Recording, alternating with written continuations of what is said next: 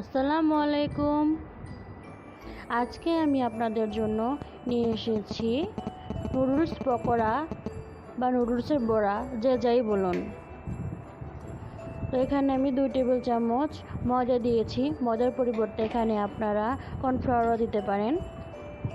দিয়ে দিয়েছি একটা ডিম, আর দিয়ে দেব 1 প্যাকেট নুডলস সিদ্ধ করে ঠান্ডা পানি বা নর্মাল পানি দিয়ে ধুয়ে তারপর দিয়ে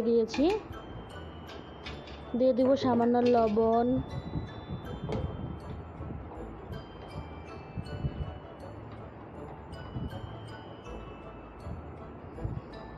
মরিচের গুঁড়া, হলুদের গুঁড়া,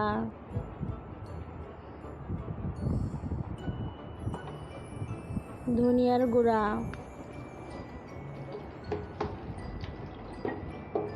আর দিয়ে দিব নুডলসের প্যাকেটের সাথে যে মশলার প্যাকেটটা থাকে সেইটা। তো আপনারা এখানে চাট মশলাও ব্যবহার করতে পারেন। 2-3টা কাঁচামরিচ ছোটো ছোটো কিউব করে কেটে নিয়েছি। ঝাল যে যা পরিমাণ পছন্দ করেন তেমন করেই দিবেন।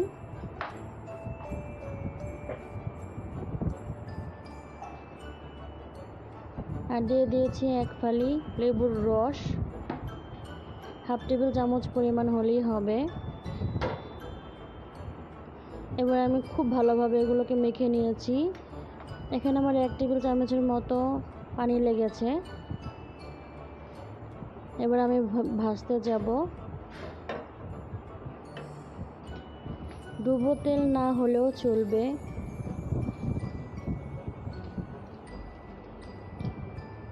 তো আমি দেখুন দিয়ে দিয়েছি সবগুলো পকোড়া। যার যেমন ইচ্ছা তেমন শেপ দিয়ে নেবেন।